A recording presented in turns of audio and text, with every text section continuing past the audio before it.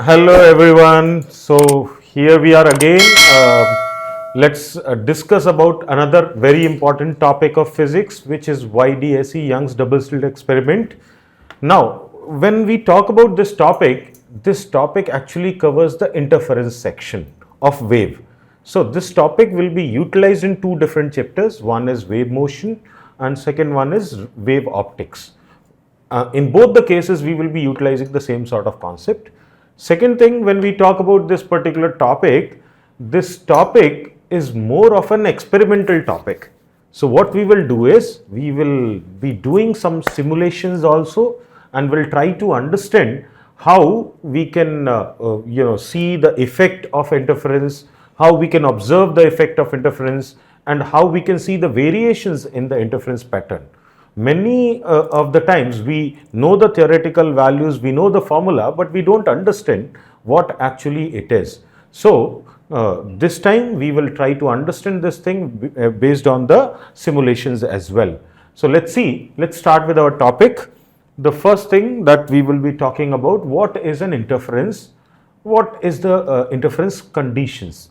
So interference means what? Whenever I say, let's say these two sources are there. So this is one source which is emitting a light. This is another source which is emitting a light. So this light wave will be propagating at every point. Now whenever we talk about this scenario over here, see that over here. So this light wave and this light wave are coinciding at these points. We will understand these things in detail later on. So these points are actually the points of interference. So whenever interference, when we are talking about, it means it is actually what? It is actually the effect of one wave superimposing with another wave. Now from here, multiple effects are being created. One of the effect is interference. There may be diffraction also. There are other particular effects that we observe. So right now our study is focused on only interference. So what is an interference pattern if I talk about? So over here, whenever we see a light source, there is an effect and we see bright bands and dark bands. Bright bands means bright fringes, which is a color. If I am taking a color, then it will be colorful fringes, and if I am taking a normal monochromatic light, then I will be seeing a normal fringe over there, normal band over there. And dark fringe, dark means we will be seeing nothing or maybe very, very minimum intensity. So bright fringe actually means what? Bright band means it is the maximum intensity, and dark band, when I say, it means it is the minimum intensity. So when I see a clear contrast between the intensities and I see that the effect of these light superimposition is showing maximum intensity at some point and minimum intensity at some point, then we will say it is an interference. Now over here, this interference pattern is observed on the screens. It is heard also in the case of sound wave. So how does this interference pattern is observed? How does it forms? Let's understand that. So when I talk about this scenario, over here we will be getting different kinds of pattern. Now waves are going to superimpose at all the points.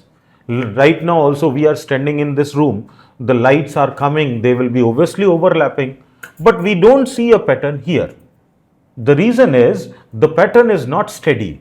Steady something which is permanent, which we can observe.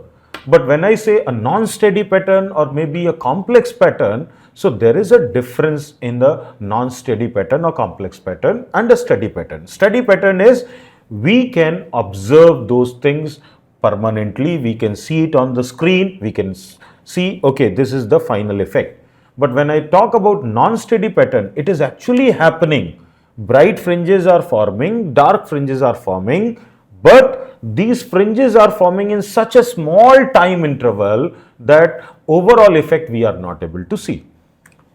Sometimes you would have seen that you are capturing something from the camera. Let's say you capture a fan from a camera.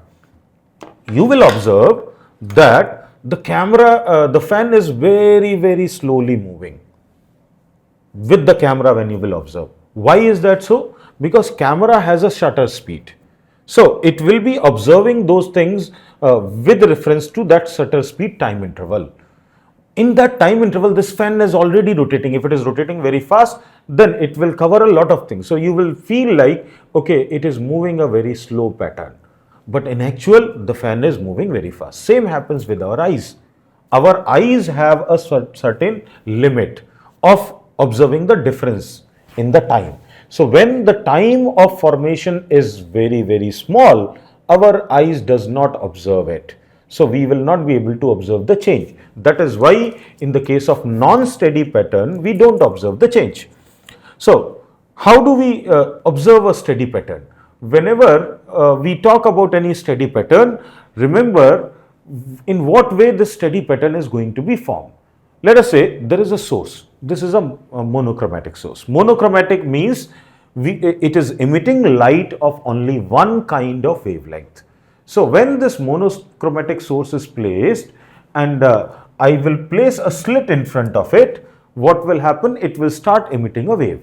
So the waves will be emitted like this. Now you try to understand, this wave will be showing, the normal representation of wave is what? We represent that in a pulse like this. So this pulse is actually representing what? The top point is representing maxima and the bottom point is representing minima. And so over here, if I talk about intensity over here, this is the, let us say, maxima and this is a minima. So the wave will be propagating in the form of maxima and minima like this. If I see from the top, the waveform will be observed like this. This is the maxima pattern.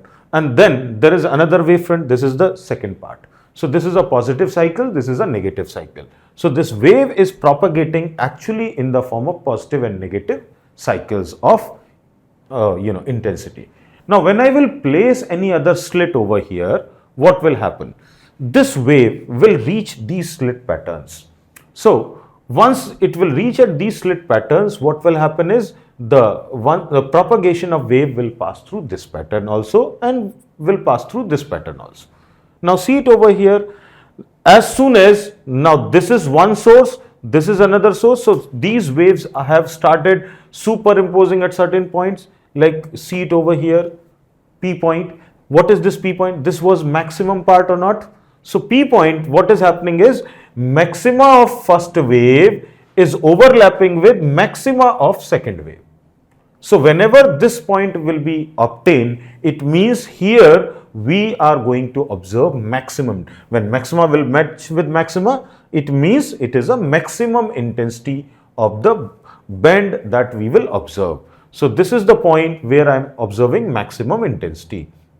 There will be another point over here, this point you see. Over here what is happening? Red line is representing what? Minima. Here also this is the red line of the first pattern and this is the red line of the second pattern. So here minima is also overlapping with minima. Now if I do basic addition of energy, when I say energy is E1, another body has energy E2. Total energy is how much?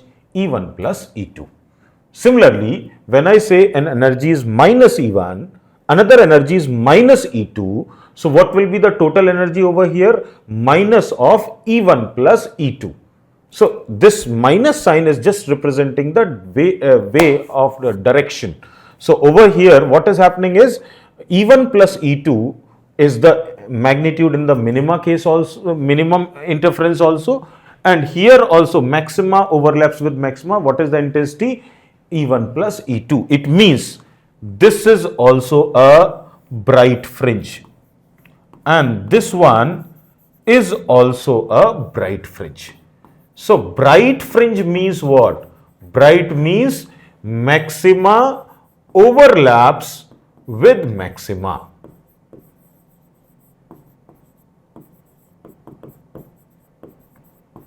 Or minima overlaps with minima.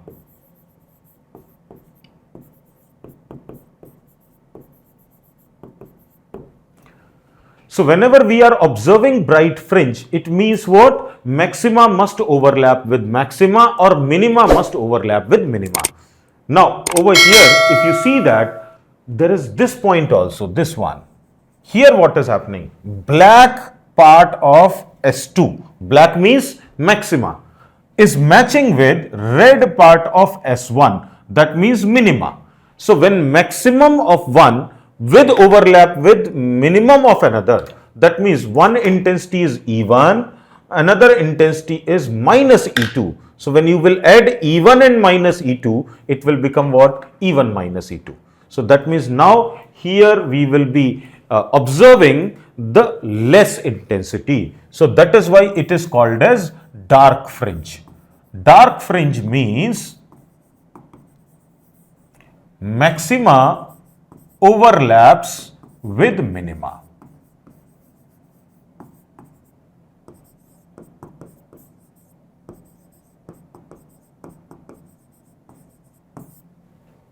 So that's how interference pattern is formed.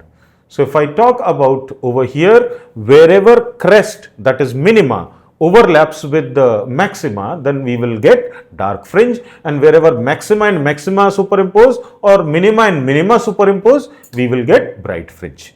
So concept of bright fringes and dark fringes is clear.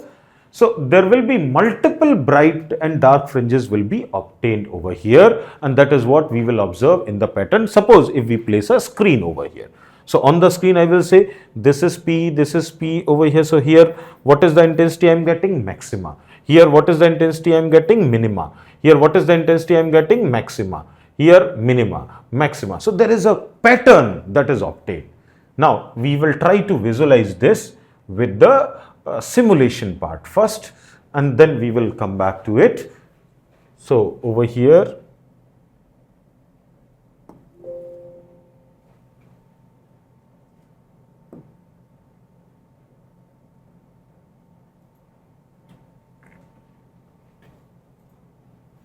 now let's see a simulation over here.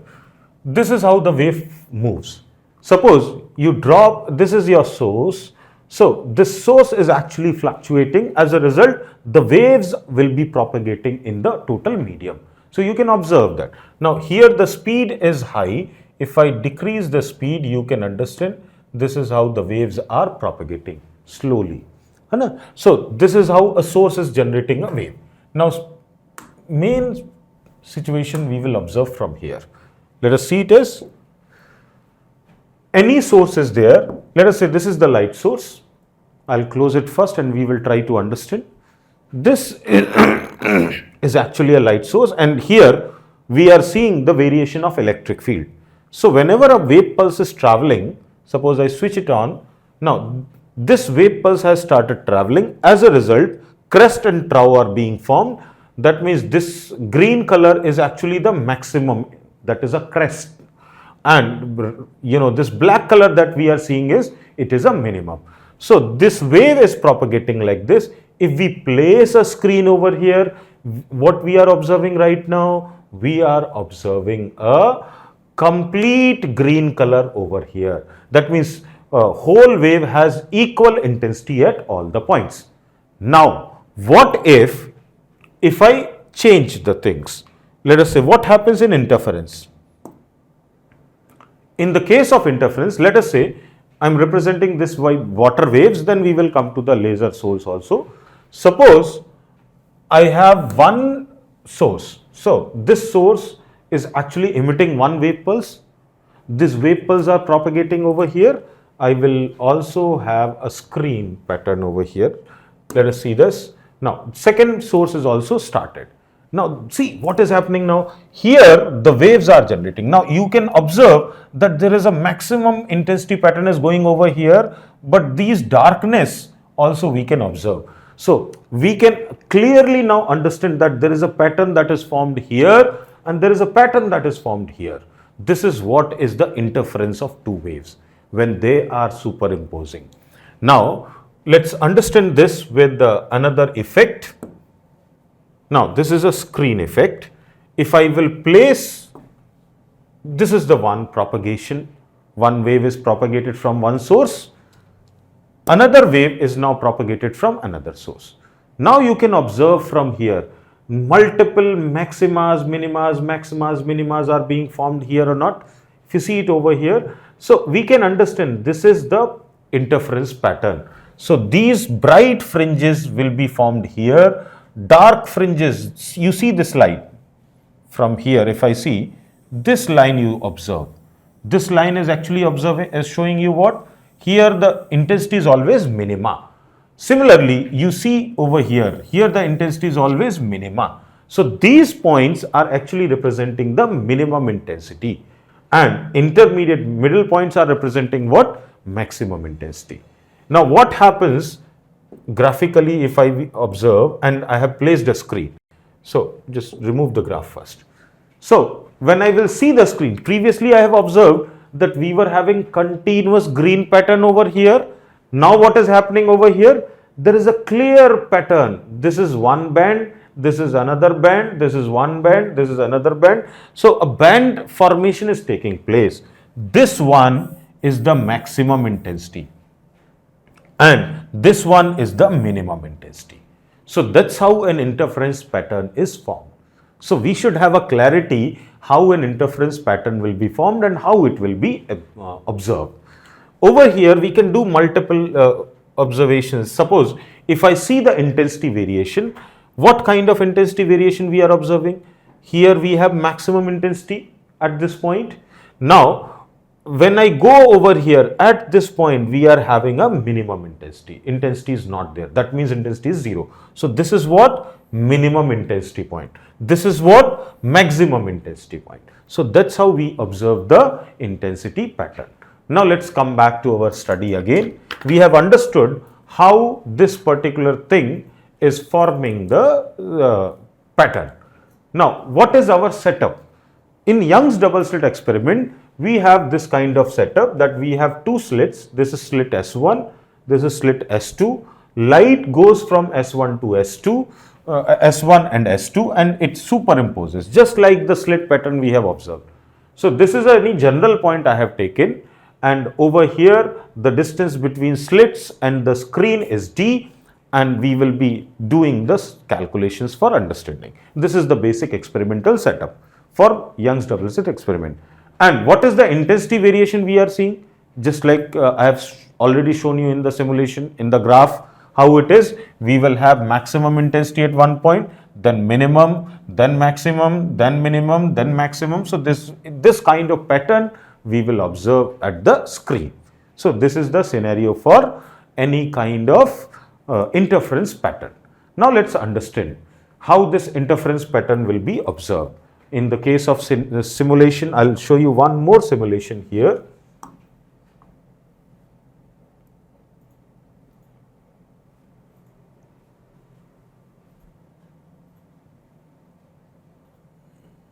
This one.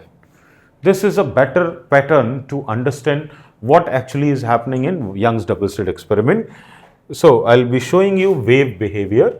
What happens is, whenever a wave is passing through the slit, I will be observing the pattern somewhat like this. These two slits are there, light is going over here. So if I decrease the slit width, you will be observing some change in the pattern. The pattern is changed. That means this interference pattern is dependent on what? Slit width, width of the slit. Second thing, if I increase the slit width, you can see a different pattern over here. The more I will increase, the more pattern you will be observing. So more is the width, we are observing a pattern somewhat like this. If the distance between the slit is decreased, once again we are seeing some different variation. Now at this point you are not observing anything. It means what? When the distance between the slit is very small and width is very large, so what will happen is the light will straight away pass through it and it will show almost equal illumination. So this is not interference. Interference is we should get a pattern with equal intensity levels. So how interference will be effective?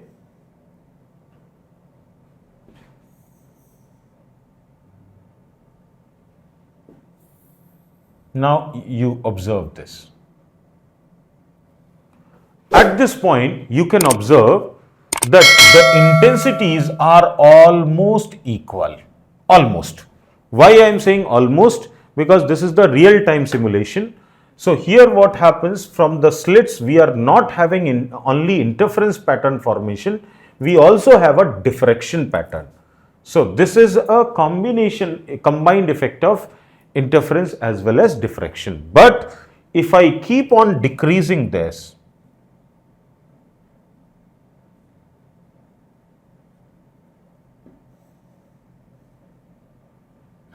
now I will start from here. This is almost zero intensity variation. As soon as the slit width is slightly increased and the distance between the slit is increased a lot, now you will find a pattern which is formed like this. So you see in this pattern, we are having equal intensities at every point or not. So these equal intensities are actually representing what? Maximas. Similarly, these minimum values of intensities are representing minima. So this is what kind of pattern? This is a real-time interference pattern which is being observed. Here, obviously, the fringes are formed like this. I hope you are able to see. So this is the maximum brightness fringe over here. And from here, if I go here, this becomes minimum, then maximum, then minimum. So there is a pattern of maxima and minima formation in the interference. So now you will have a basic idea what is an interference pattern. Let's do some numerics of this and try to understand that. So we will get back to our studies again and we'll try to do some numerics in this.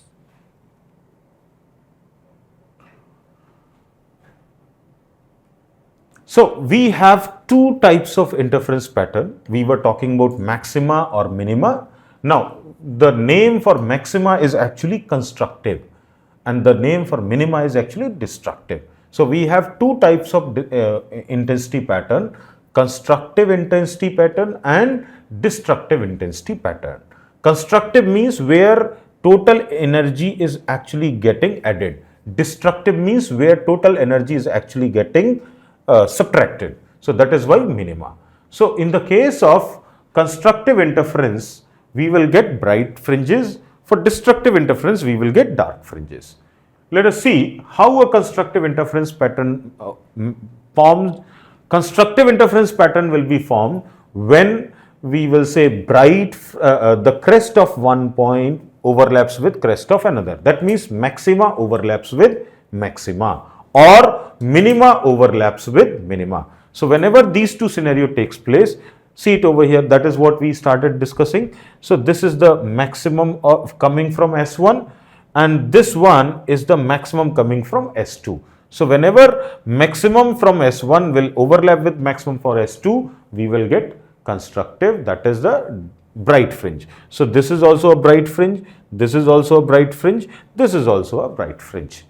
And how do we calculate this bright fringe location? Over here, let's talk about destructive also. So in case of destructive, the maxima should overlap with minima. When this will happen, we will have bright dark fringes formed over here. Now see that if you remember, there was at the central point we had maxima. So this was maxima. Then we have dark fringes here, dark fringes here. So maxima, minima, maxima, minima, this kind of pattern will be formed. Now how constructive or destructive interference will be formed? So let us say for a constructive interference, what happens for a constructive interference? The crest of one wave should meet with the crest of another. So now when the crest is formed, let's take one basic scenario. This is one wave. Now for the crest, how much is the wavelength? This total wavelength is lambda, then this point comes at which point beta? Lambda by 4. First maxima comes at lambda by 4. Second this minima, that is tau, comes at what position beta from here to here? It is 3 lambda by 4. Similarly, if I take the second wavelength, second wave, for this also, if the crest overlaps with crest, then what should be this distance from here to here? Lambda by 4. Now, over here we have to understand, maxima has to overlap with maxima. Achha, for this particular source, first maxima is coming at lambda by 4 distance, second maxima will alternatively come at lambda by 4 distance from here after completing one wave. Similarly, the third one will come at lambda by 4 distance after completing two wave, and so on. In terms of phase, if I talk about this lambda path difference is equivalent to 2 pi phase difference. So, over here, how much is the phase difference created if I will say one wave of one particular wavelength is completed, 2 pi phase has been travelled. So, over here lambda by 4 means how much is the phase difference? Pi by 2. This is how much is the phase difference? Pi by 2. So, let us understand the situation how the wave will be formed. What will be the phase difference? So, for the first wave over here, phase difference will be how much? 0. That means this has also travelled lambda by 4 and this has also travelled lambda by 4. So, lambda by 4 and lambda by 4 both has travelled equal distances. That means what is the phase difference? 0. It has not travelled any path, different path. Both have same path length travelled. So, here path difference will be how much? 0. Phase difference will also be 0. So, this is the point of first maxima that is going to be found. And that is what we say central maxima, central bright fringe. So, central bright fringe will be formed when the phase difference is 0 and path difference is also 0. Secondly, second maxima formation, how it will be taking place? You have to understand that, let's imagine this lambda by 4, this source is here only, and this wave has travelled one more part, means one part of the wave has been completed throughout and lambda by 4 is extra. So, how much it has travelled beta? 5 lambda by 4, and this one has travelled how much? Lambda by 4. So, when second maxima is matching with the first maxima of the second wave, it means what will be the path difference? Lambda. So, over here maxima overlaps with maxima, first one will be at 0, second one will be at lambda, third one will be at 2 lambda, fourth one will be at 3 lambda, and so on. Similarly, minima overlaps with minima. This will also be a path difference. So, here when I talk about the second one, it will be formed at what phase difference? 2 pi lambda. Third one will be formed at what difference? 4 pi, 2 lambda, 6 pi, 3 lambda, and so on. So, that is how the bright fringes will be formed. That means what should be the path difference over here? N lambda. And what should be the phase difference over here? 2n pi. That should be the phase difference for maxima and minima. Let us go ahead, another thing. If I talk about destructive interference, then what will happen? Destructive means what? Maxima should overlap with minima. So, obviously over here, what should be the phase difference? One maxima means how much? Lambda by 4, and one minima means how much beta? This is minima. So, how much is this value? This is 3 lambda by 4. So, when the maxima overlaps with minima, that means how much will be the difference in these two paths? It will be equal to lambda by 2. So, first minima will be formed at a path difference of lambda by 2. Maxima overlaps with minima. So, here phase difference will be how much? Pi, and path difference will be how much? Lambda by 2 for first minima. Similarly, for second dark fringe, what will be the situation? 3 lambda by 2, 3 pi. Third one, 5 lambda by 2 and 5 pi and so on. So that is how the dark fringes will be formed. Let's talk about the another scenario. What is the bandwidth? Bandwidth means, now this was the screen for us. What we have observed is, this was the bright fringe, then there was a dark fringe, then there was a bright fringe, there was a dark fringe and so on. So when I say bandwidth, or it is also called as fringe width.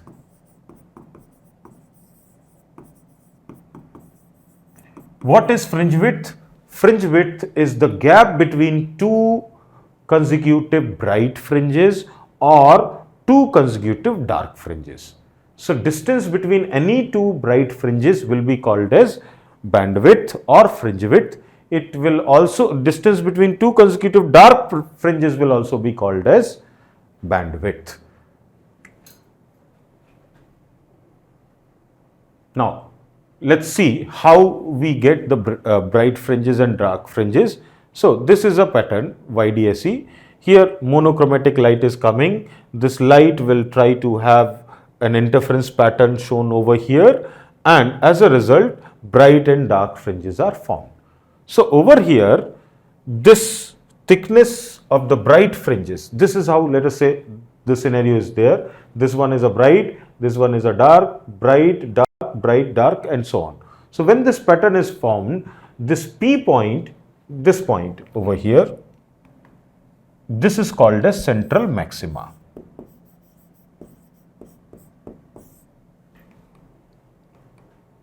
And the distance between any nth position maxima and n plus 1th position maxima is called as fringe width. So over here, let's go with our basic scenario. What we had discussed is, when we say these two slits are there, this distance between the slits and screen is d. Now one wave at any generalized point will be reaching over here at point P. Another wave from here will be reaching at point P. So over here, this wave 1 and this wave 2 has some path difference. How will I calculate that path difference? That path difference is actually the length of the perpendicular drawn from here. So if this value is d and the angle from here is theta, this will also be considered as theta only. Why is that so? Because this value is very, very small. It is in millimeters, 1 millimeter, 0.5 millimeter. So this distance between the slits is very small and this isn't very large. So almost equal angle will be formed. So here I say the path difference is actually equivalent to d sine theta, and for a small angle sine theta is equals to tan theta. So it is d tan theta, which is equals to, tan theta will be the location of this point divided by d. So how much it will be, beta? It will be d into y by capital D. Now this is the path difference, and we have already discussed for maxima the path difference should be what? N lambda. So if the path difference, that is dy by capital D, is equals to n lambda, then what will be y value over here? Y will be n lambda capital D divided by small d. That means every maxima will be formed at which position? First maxima will be at lambda d by small d. Second maxima will be at 2 lambda d by small d. Third maxima will be at 3 lambda d by small d, and so on. So what is the distance between any two maxima? Any two maxima distance is, this is beta, and beta value I will write as lambda d by small d, where the small d is what? Distance between the screen, and capital D, distance between the slits, and capital D is what? Distance between the screen. We have seen that in simulation, how fringe width are changing. You see this, remember this formula now, lambda d by d. And let's go back to the scenario, the simulation over here. So if I go with the simulation, then what will I observe is, let's get back to the simulation.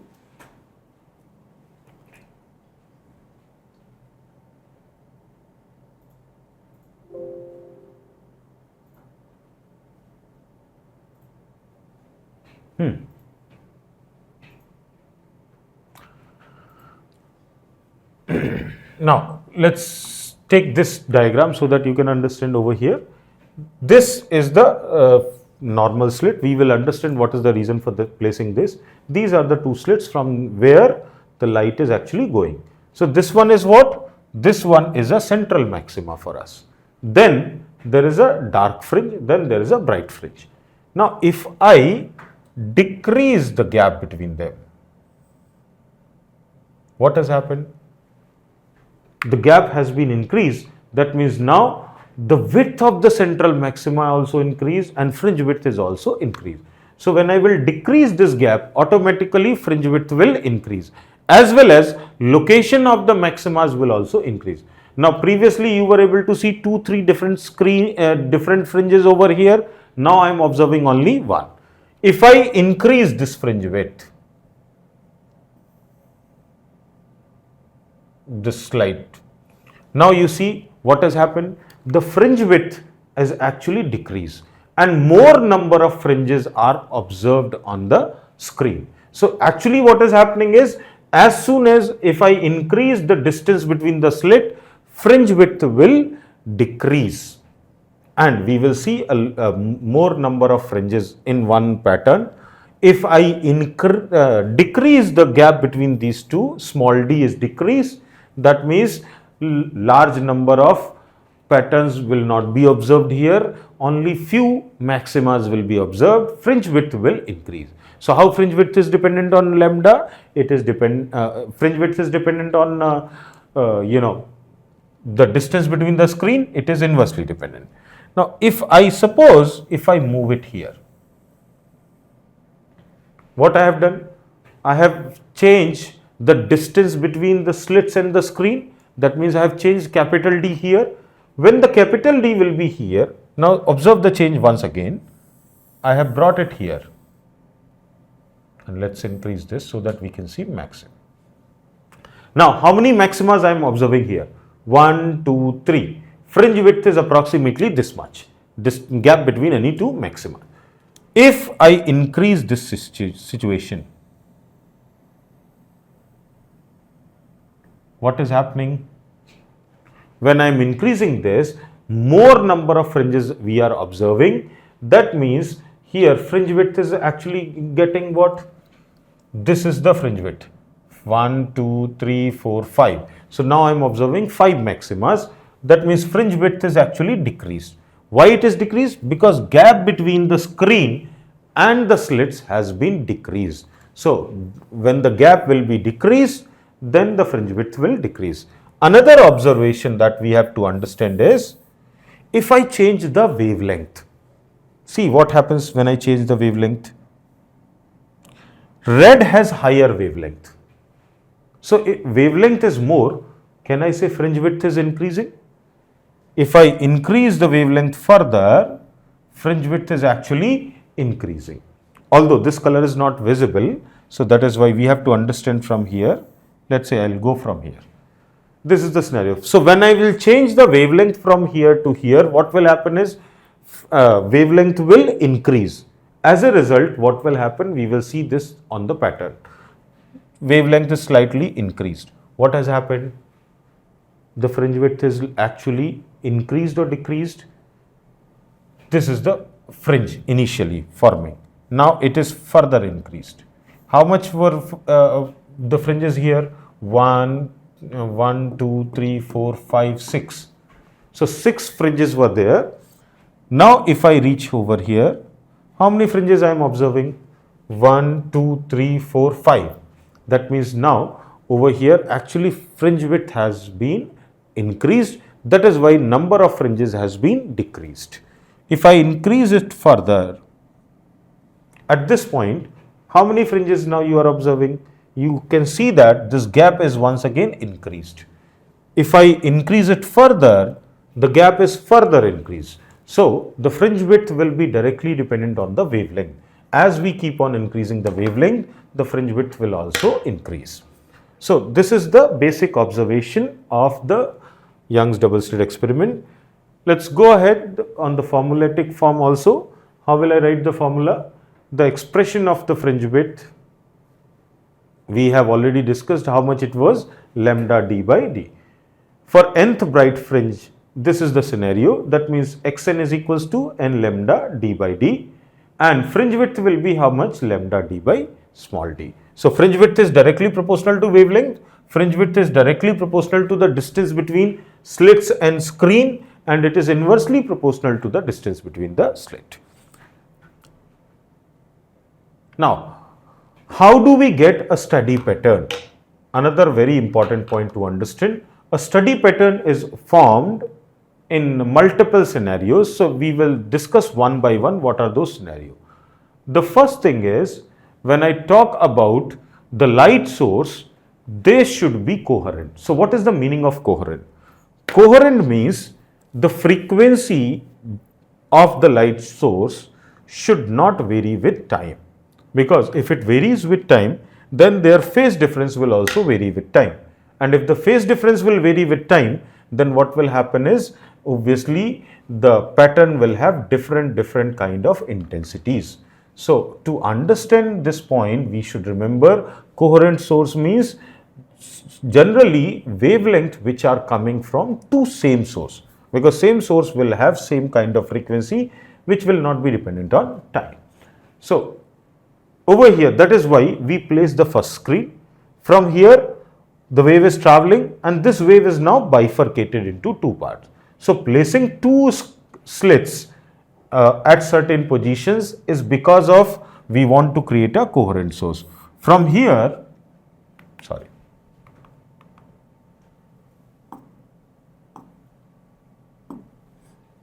if I see that this is one source, now from here all the wavelengths which are traveling here, they are coming from the same source or not? So now when these waves will reach over here to S1 and this wave will reach over here to S2, their path difference will not change with time. Their phase difference will also not change with time. So this is why this source must be coherent. So first condition is, if we want to have a steady pattern, the wavefront must be coherent. Coming to the second condition, the light should be monochromatic. Monochromatic scenario, why it is important? Because if the light is not monochromatic, suppose this is a red colored light involved in one source only, and there is another wavelength I have taken, let us say blue. So these two waves are there in one source. So one source is there which is emitting both red and blue. That means it is not monochromatic, it is a dichromatic source. When this dichromatic source will come from the screen, the red light will propagate like this. This is maxima, this is minima, this is maxima, this is minima. Blue light will also propagate like this. So here now what is happening? Here we have interference between red light and blue light also, although it is not actually sustainable, because their frequencies, their wavelengths both will be different. So that means I will get a very complex pattern over here. So this is why we should have what kind of source? We should have a monochromatic source, because if I will have a multichromatic source, then what will happen is the wavelength, the pattern will change, and we will get a complex pattern which will be a non-steady pattern. But what we are looking for? A steady pattern. Coming to the third condition, over here that we have already discussed, the light should be monochromatic. Now, another point which is important point is, when we have two different sources S1 and S2, in these conditions, if both the source does not have same intensity, then dark fringes will not be completely dark and bright fringes will not be completely bright. So to have those things, a clear contrast if I need that the source must be equally bright. If they are not equally bright, that means their intensities are different. Then minimum intensity will have some value. But I want minimum intensity to be completely 0. So to have a perfect interference, this interference is also called as 100% interference. Degree of interference is 100%. So to have a 100% interference, what we need to have is, we need to have the fringes to be equally, the sources to be equally bright. That is the primary requirement. Let's move ahead to the next thing over here. This is just with an example, I am explaining it to you.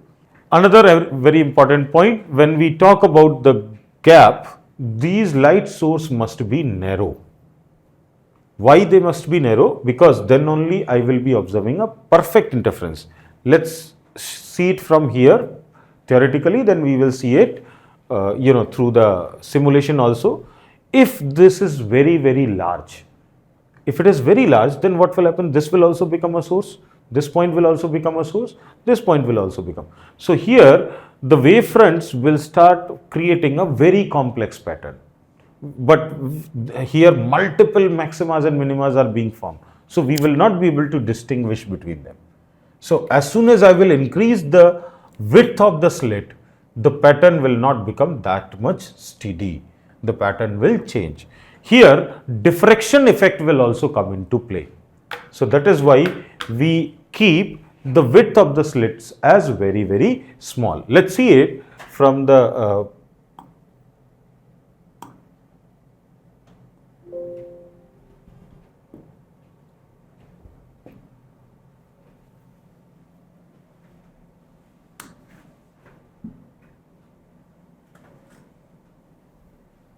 over here you see, no, not in this one.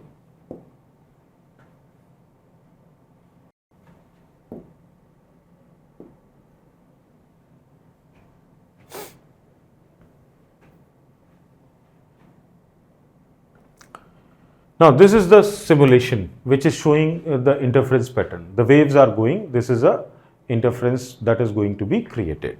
Now I will have the slit separation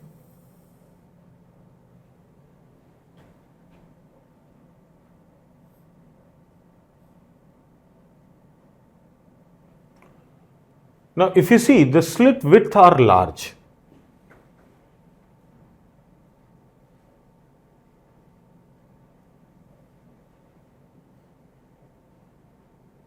In that case, we are not observing a continuous pattern forming over here. But when I say slit width, this is because of the interference coincidence with the diffraction also. Now, if I have decreased the slit width, then now I can see a clear distinguishment over this area also, over this area also. Over here, it will be visible from here properly. Two slits, and let's see it over here, shift it here and try to observe. Once I switch on the light source, now this is how the interference is taking place. Now see it over here. If I increase the slit width, what will happen?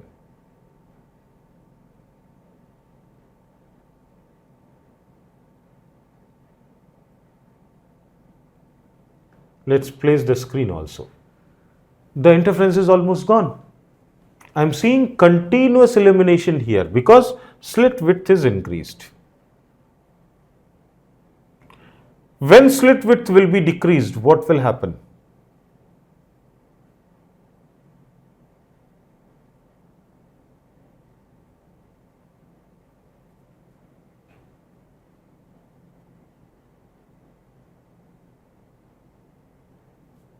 So now I am getting a particular pattern over here or not? See, this is how now we have dark fringe as well as bright fringe.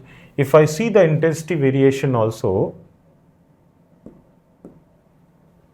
this is how the intensity variation is taking place. So slit width also plays a very important role. If the width will be more, then the diffraction effect will be more, and as a result we will not be able to see the continuous steady pattern. So this is how we have understood the basics of Young's double slit experiment. We will have one more section which will be explaining interference and diffraction. There we will see the numerical part of it. Today we had a discussion which was regarding the basic understanding of this scenario, and I hope you would have enjoyed the things. Here I have given you the QR code also. If you want to understand through the simulation, you can follow that QR code and you can watch it. If you like it, you subscribe it, and I wish you all the best, as well as wishing you a happy Dasara holidays. Good luck.